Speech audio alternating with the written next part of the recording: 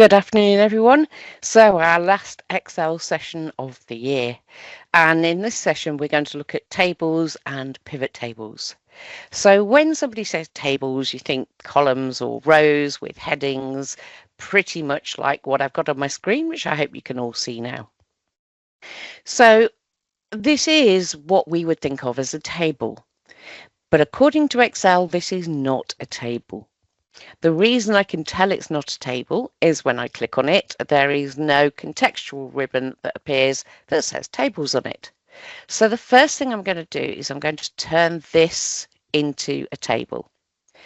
To do that, on my home ribbon, format as table, and then you can pick one of the beautiful built-in Microsoft styles. I have to say I hate all of them, so I'm going for the least offensive, which is the top left, and I will get this create table box.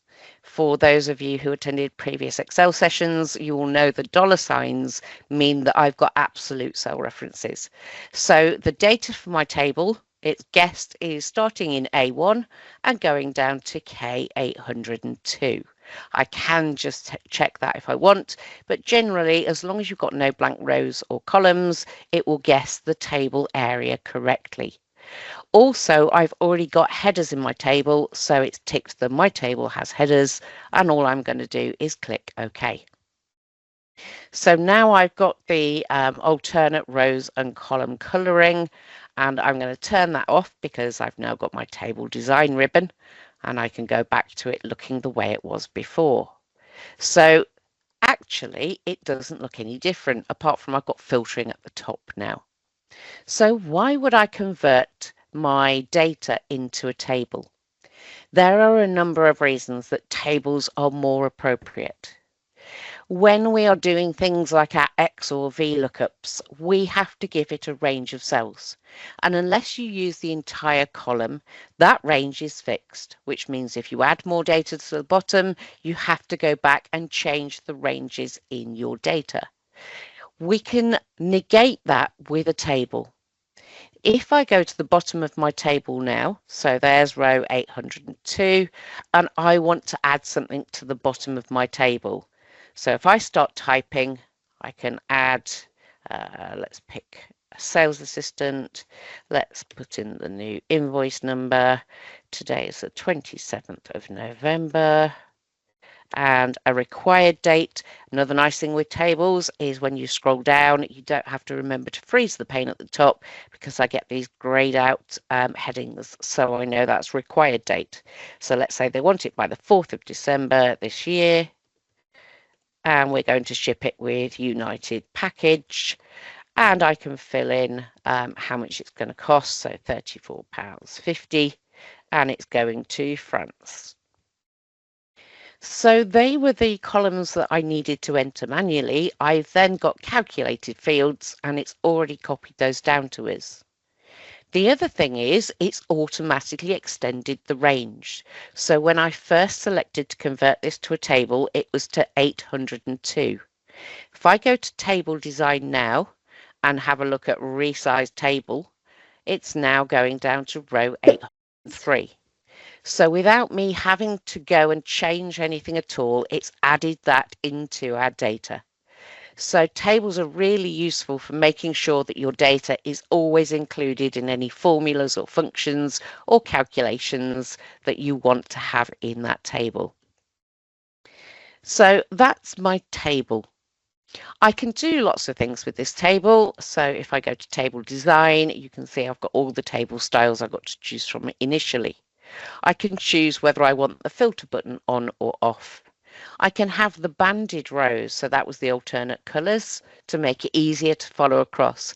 Particularly where you've got lots of rows or columns, it does make it easier for identifying which row or column you're looking at. So I can have a different first column, and depending on which ones of these I choose, you'll see it changes the way it appears in my table designs. So I can also add total rows and a last column, which will allow me to have a different formatting in case I've got totals at the end of my columns. So I can change all of those options here and change how it appears. I've also got the ability to resize the table, so if I add extra data and it doesn't pick it up for any reason, I can click resize table and change the table there. But possibly the most useful thing is being able to name the table. So just like when we add new sheets at the bottom, it automatically numbers them. So the first one is table 1, but I'm going to rename this to orders. I now know that this is my orders table. Using tables in functions is slightly different. So you may remember this from a previous session where we enter an order number and we bring back the company name, and in this case, the courier and the shipment date. So what I'm going to do is I'm going to use the order number to find the customer name in this orders worksheet, and that's in my orders table. So in here, I'm going to do equals and we'll use X lookup. So my first thing is the lookup value, which is going to be the order number, and then my lookup array. Now, normally I would click back on the orders worksheet and select the column of data. But instead, I'm going to start typing orders. And as I do that, you'll see the name of the table appear. So I can use orders as a table. So that's the whole of the table. But remember that I'm looking for the lookup array. So that's the column that stores the order number. And in tables, we use square brackets to choose the column. So square brackets brings me up a list of all the possible columns I can pick from.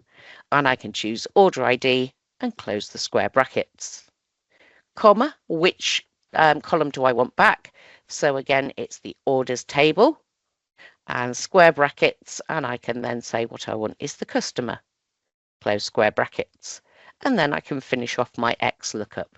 So leave it blank if it's not found, exact match only, and start at the top of my table.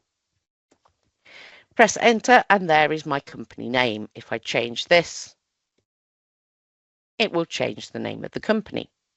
The good thing about this is I can copy it from my formula bar because I also want to bring back the courier, paste it back into my formula bar, and all I need to do is change which column I'm taking the information from. So in this case, I want the courier.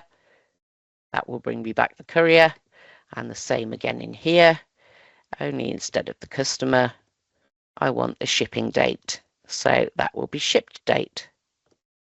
Now this one hasn't been shipped because it's empty, but if I choose one of the earlier ones, 0967, we should have a ship date in there. So tables also make it a lot easier for you working with your functions and formulas, because all you need to do is type the name of the table and then select the name of the column. It's also why it's really important to give your tables good names, because that's all I have to go on to know what's in this table, and these are all I have to go on to know what is in the column. So naming your columns and your tables appropriately is always a good idea. It's also good to have your data in a table when you're working with pivot tables. So what is a pivot table? Essentially, a pivot table is a way of summarizing data. So, for example, I want to know which customer has placed the most orders with us. I will know that by finding the customer and then counting the number of orders. So I want a count of the order ID for each customer. So the first thing I'm going to do is I'm going to put a pivot table in. There are functions that will do all of this, but pivot tables are drag and drop, and believe me, they are the easiest and quickest way to impress people. So on my insert, first button is pivot table, and I'm going to click that button. Because I am on a table, it's automatically suggested that the table or range I'm going to use is orders. In a minute, we'll have a look at what happens if you haven't converted it to a table, but I'm quite happy that we're going to be using the orders table. And the next thing is, where do I want to put it? I can put it on an existing worksheet, but this one's a bit busy, so I'm going to leave it set to a new worksheet and click OK. What you will see is I've got two new ribbons that appear because I'm working with a pivot table. If I click off the pivot table, they disappear. So make sure that you are clicked on your pivot table if you want to work with pivot tables, because otherwise these will disappear. The other thing that sometimes happens is sometimes you will have no box over on the right hand side, which is called the field list. So have a look on your pivot table analyze ribbon and make sure the field list is turned on, because this is how we build our pivot table. Now I said I wanted to know which customers had placed the most orders.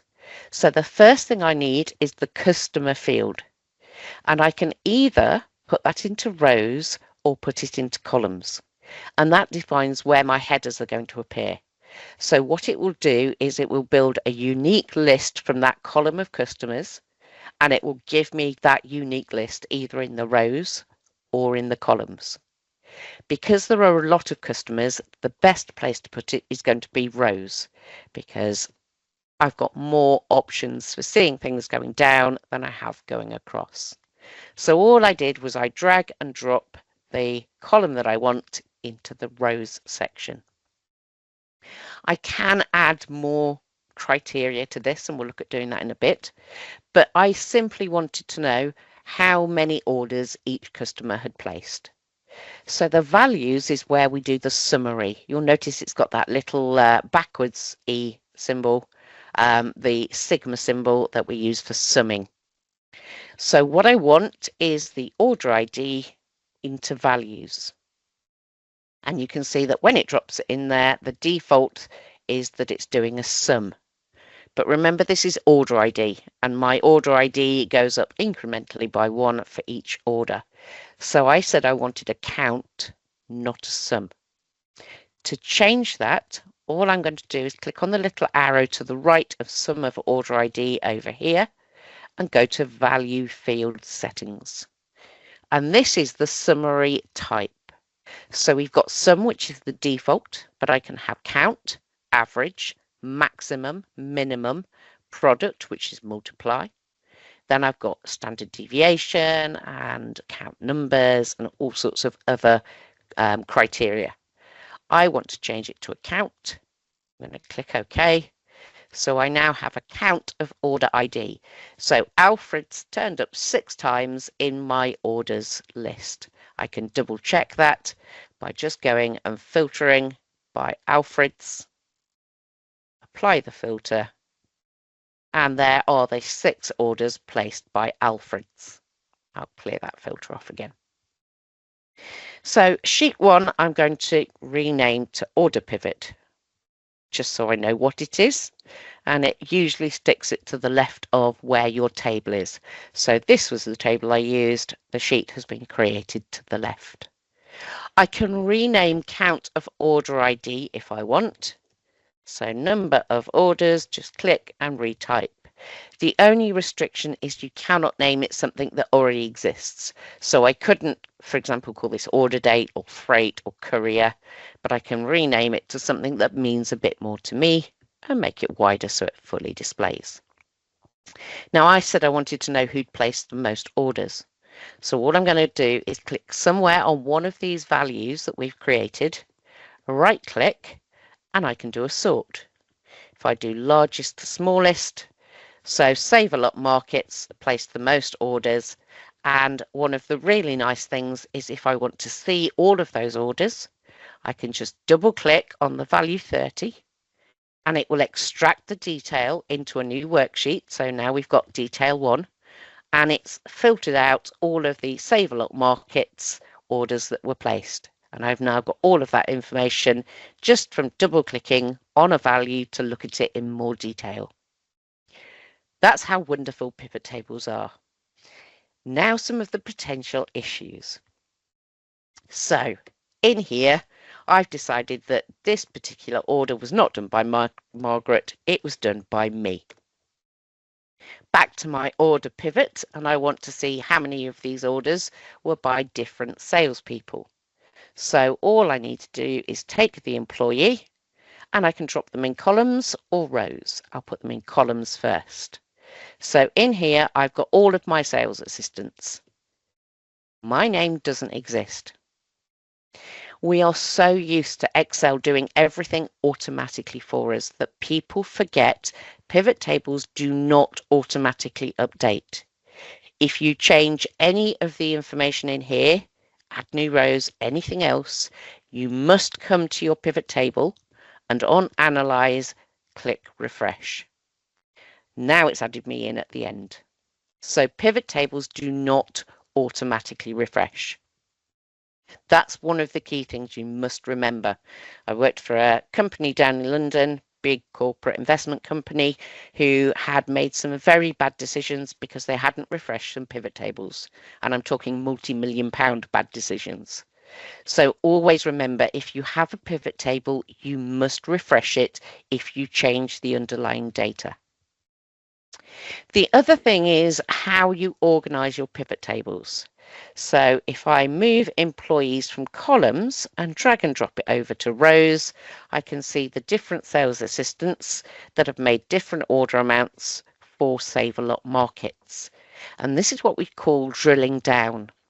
So I can collapse these individually and just see the overall for the customer, or I can expand them to see the sales assistants underneath. If I want to collapse all of them, there is a little minus button on my pivot table analyze ribbon that will collapse all fields, and a plus which will expand all fields. I can group things together. So if these two companies were run by the same people, or more likely I had different teams working with different customers, I can group them together. So before I do that, I'm going to make it easier for myself by moving the way these are grouped at the moment.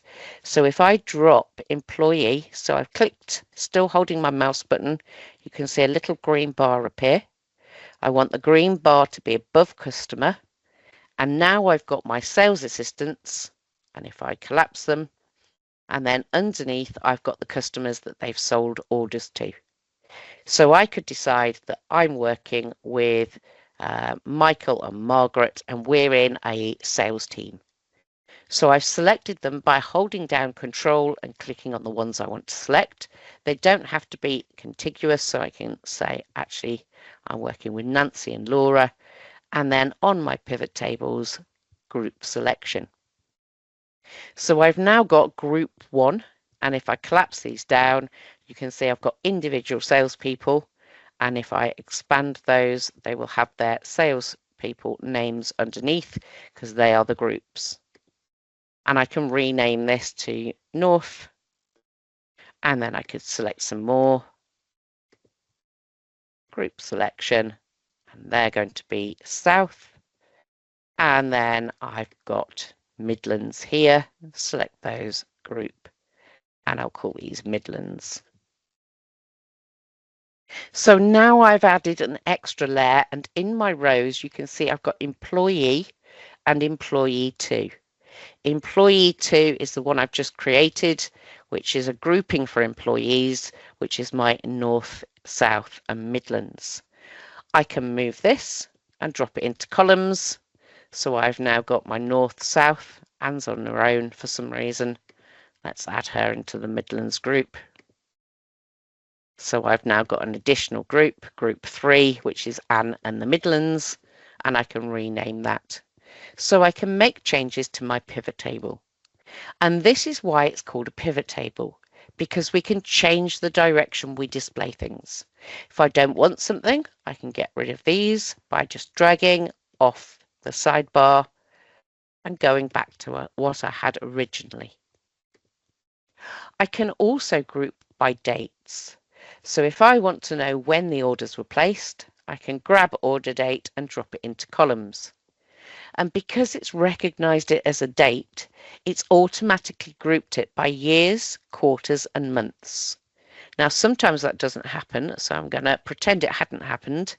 So these are the different dates that I had orders, and as you can see, that's made quite a mess because there's a lot of individual days we've made sales on. So to group dates, click on the date field, and then instead of group selection, we use group field. You can also use group field for numbers. So if you've got a date of birth and you've calculated age, You can use group field to split those into children, adults, OAPs by selecting the group field. Because this is my date field, I can choose to group by days, months, quarters, years. If it's something like calls, you've got seconds, minutes, hours. So I can turn them on by clicking on them and turn them off by clicking back on them. So months, years and quarters, it defaults to your starting date and ending date by using the lowest and highest values, or if you've got lots of range, sometimes it will give you a majority. So checking all of that, clicking OK gets us back to where we were. So this is my quarters. I can click on there and collapse the field. So now I've got 23, quarter 3 and quarter 4, and 24, quarters 1 through to 4.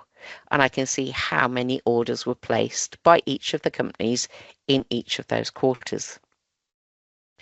I can also use filters. So if I'm looking at the Christmas period and I want to see which companies place orders most regularly in the quarter 4, I can take years and I can drop it into filters. So filters is the box in the top left, and that gives me the ability to filter. I can select multiple items, so I can say 2023 and earlier, and this just shows me 2023 for my customers here. And if I want to look at quarter 4, I can do a sort, largest to smallest. If I want to see everything, even if it was in 2024, I can select them all again. And now if I look at quarter 4 and do a sort, largest to smallest, I can see that these companies have placed 8 orders in quarter 4. That might be 8 in 2023, or it might be 8 in 2024. If I want to know more about it, I can double click and it will open up a new details page, and I can now see that actually the majority of these were last year. We've only got 2 orders for this year, and I can go and look at those in more detail. So just in case we missed the beginning, we'll do that again, only this time with my order details. So my order page has an order ID, but it doesn't tell me how much was spent on each order or what they ordered. And that's what this order details is. So I've got my order ID, then I've got the products that were ordered on that ID, the unit price of the product, the quantity, and I've done a calculated total by multiplying the two together.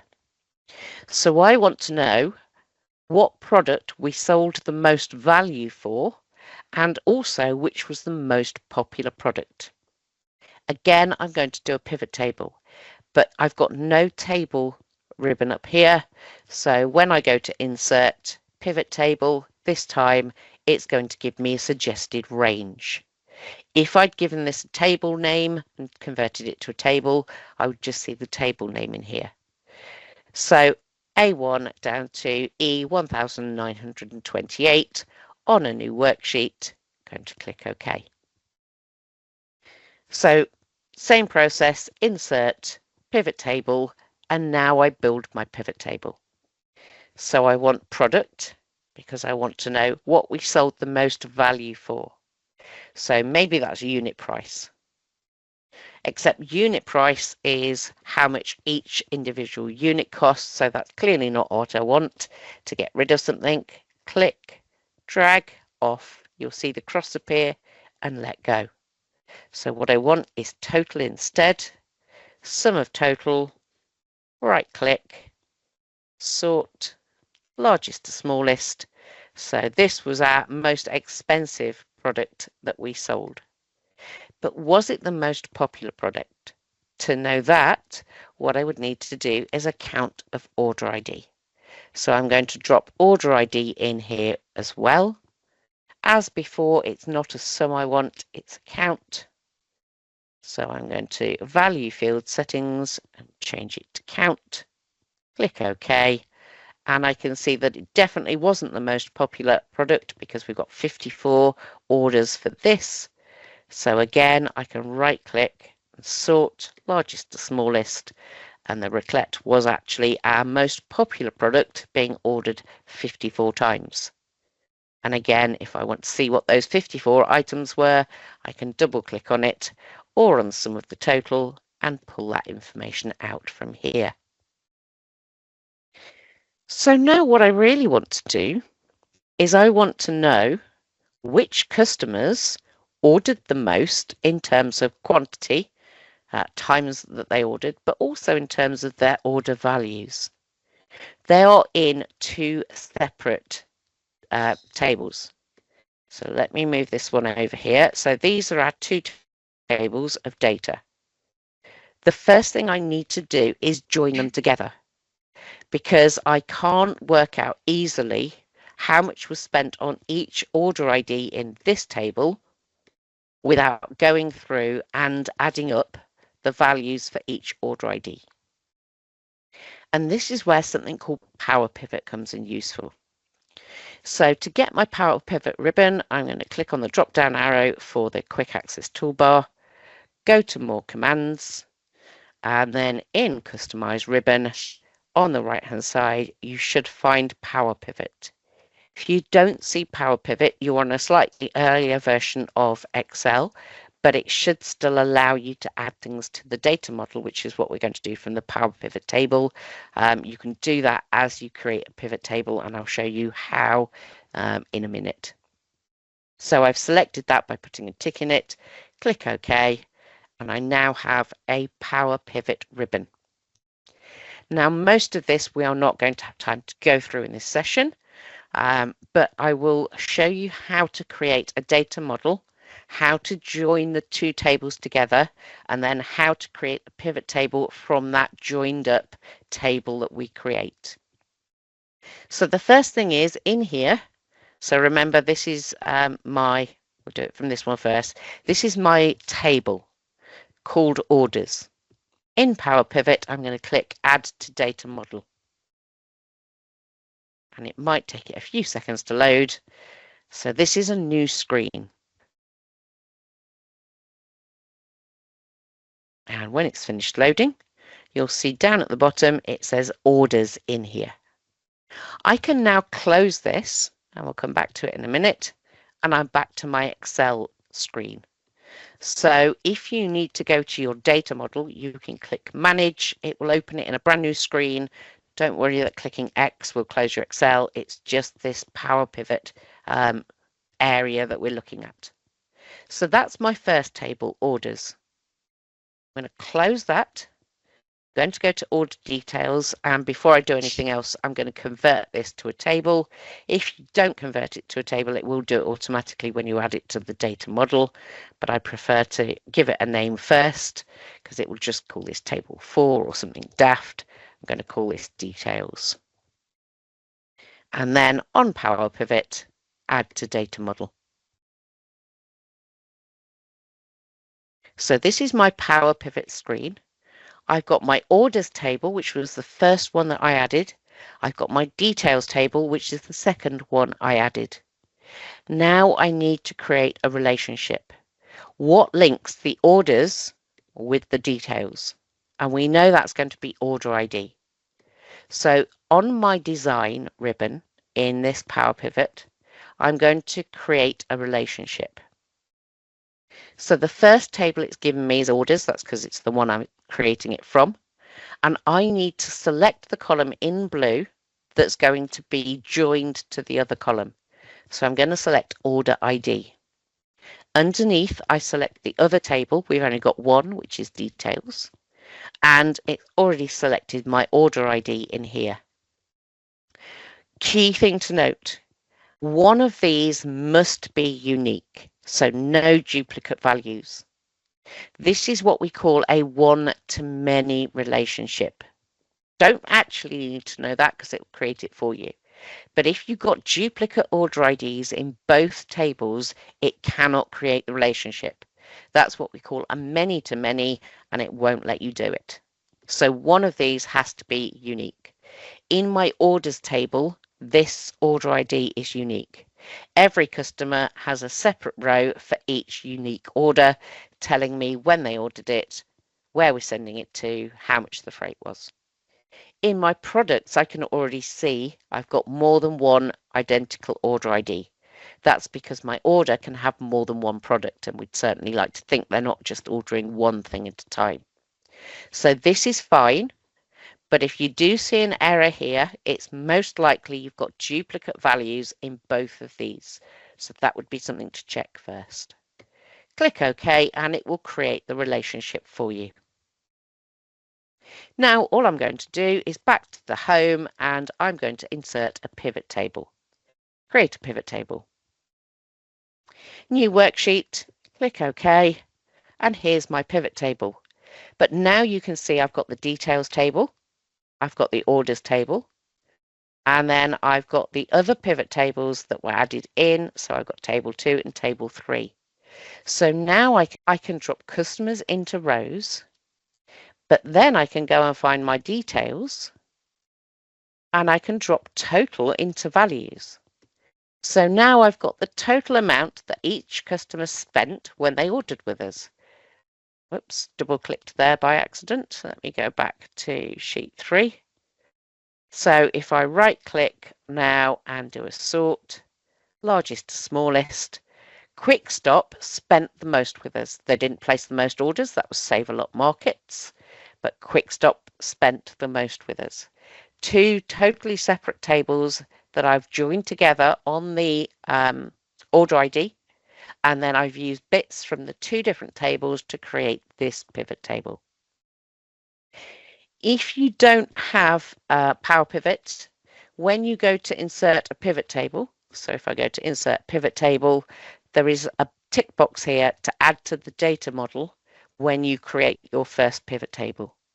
So it will convert it to a table when you add it to the data model, and then you'll be able to use the data model relationships that appear. I think it comes under Power Pivot, but it may appear under data depending on which version you're using. But most people will have the Power Pivot option that they can add in as a ribbon now as well. So that's managed to create the data. Obviously, it doesn't look very pretty. So the next thing that I'm going to do, and I'll go back to one of our order pivots, is I'm going to create a more attractive view of this information.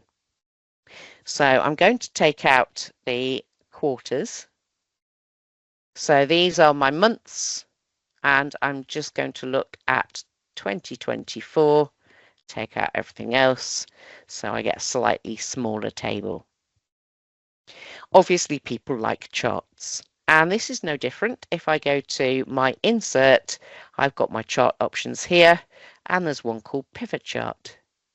So I can select a pivot chart and I can choose how that chart appears. So this gives me a list of customers and then their orders across the dates.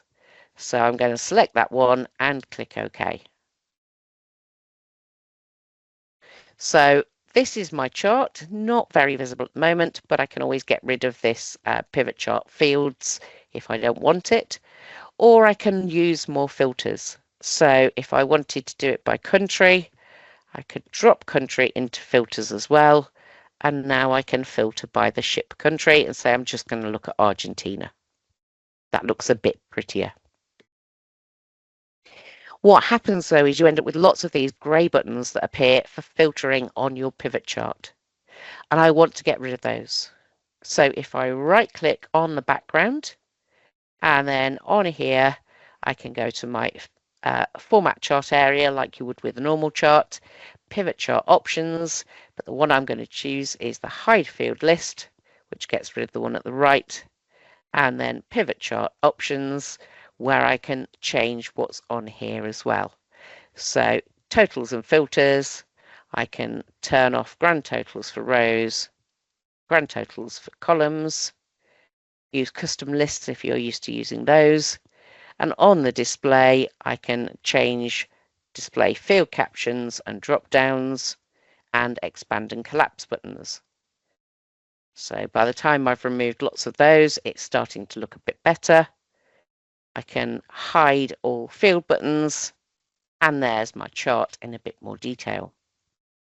The thing is, I've now got filters that I can only see over here, and if I've turned those off, I can't see those easy. So what I'm going to do is I'm going to add some slicers. So slicers are visual filters. I need to be clicked on either my pivot table or my pivot chart. You'll notice that this is pivot chart analyze or pivot table analyze. Both give us access to slicers. Insert slicer and I get a list of all of my standard columns and any that I've created. So remember, these were the groups that I created, and these are the ones from filtering by the year, month and quarter. So I might want to do it by employee, I might want to do it by customer, I might want the courier in there, the country, and maybe I want years and quarters. So when I finish ticking them, click OK, and lots of slices appear. I can move these out of the way over here, and these become my filters. That one can be a bit smaller. Move it down there. Years can be smaller. And move it down there. Got quarters as well. Let's make that a bit smaller. Don't actually want to see the ones at the bottom. Quarter 1, 2, 3, and 4 will do. And then I've got my countries, which I'll put over on the right hand side. You will see that country is already filtered. So to clear that, I've got the clear option on the right hand side. I've also got a filter on years, so I can clear that by clicking on the filter on the right hand side. The good thing about this is if I clear all the filters, so we go back to that big messy chart we had before, and I start filtering, so federal shipping only, second quarter, and Nancy, all of a sudden all of these countries are no longer valid. There's no detail that matches any of those. If I go to Alfred's, now the only country available is Germany, and I've filtered down to Germany. So as well as being a nice, easy way to visually filter without having to find the right drop-down box to click on, your slicer will also show you what valid options you have for the remaining filters. There is also a slicer for dates. So let me go and clear these off. And I will get rid of this one. So right click and remove. Right click and remove. And let me move that one out the way a little bit more. So I've got no toolbar apart from slicers. Click back on my pivot chart and back to pivot chart analyze, and instead of choosing slicers, I can have a timeline. And I can choose 3 different date types.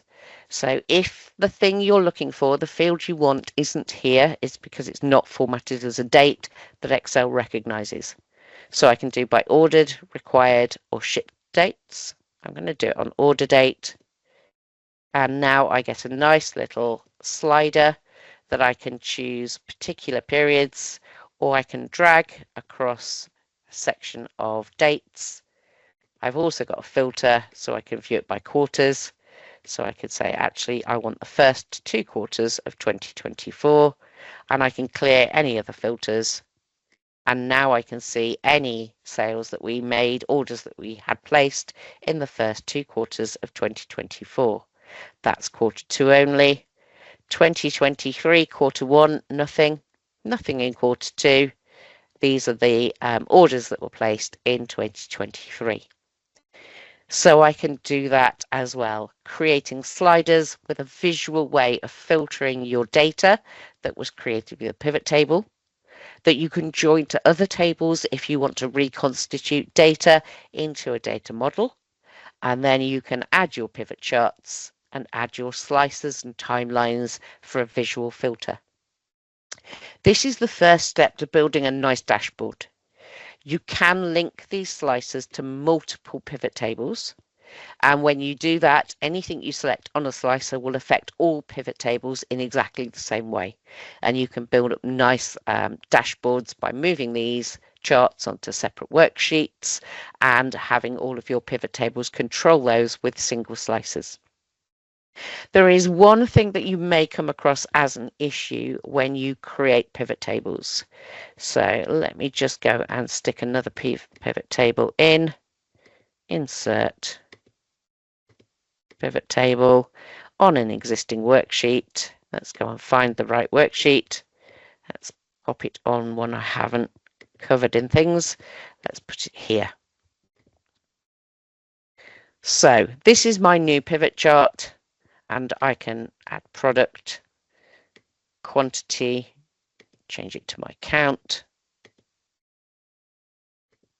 and click OK. If I then go back to this one and I, for example, move product into columns, I get this error message. It's not able to put things in columns because it cannot overwrite an existing pivot table. So what I would suggest if you're trying to create dashboards is you have single pivot tables on different worksheets, and then when you are creating your dashboard, you move your pivot table to a different worksheet. So right click, and I've got pivot chart options, and I should be able to move it from in there.